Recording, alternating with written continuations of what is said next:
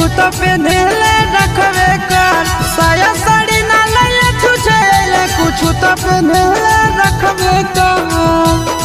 छोड़ा ले चल भागा के फरकवे पर काला काता में रखे होता रखवे पर ले चल भागा के फरकवे पर काला काता में रखे होता रखवे पर साया साड़ी ना ले छुछे कुछ तो पेन्हले रखबे कर साया साड़ी ना ले छुछे कुछ तो पेन्हले रखबे कर।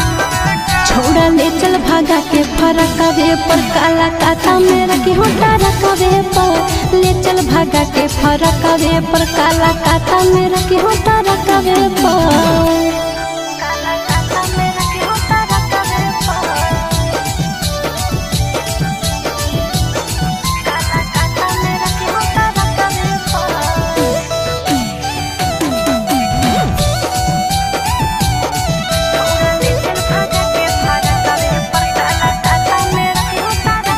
भूखल रहे हो तौगे पियासल रहे हो तौगे सुख मिलत नहीं शहर के दुख सहे हो तौगे। रोटी खइबो रे जिंदगी संगे बितैबो रे जब थकल रहबी तोहर छोड़ा गोरो दबैबो रे।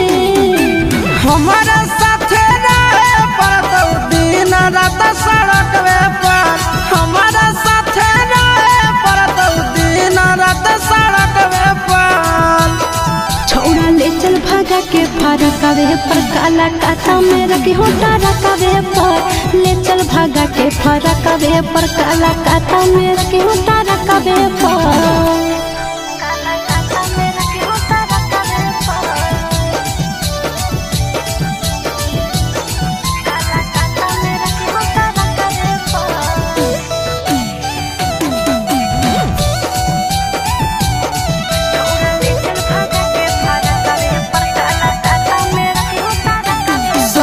भोगे पड़तौगे तोरा रोवे पड़तौगे हमर कपड़ा लता सब तोरा धोवे पड़तौगे। तोरे कहन मनबो रे तोरा से कुछ नहीं मंगबो रे गरियबो मारबो करबी तबो हम नहीं कनबो रे।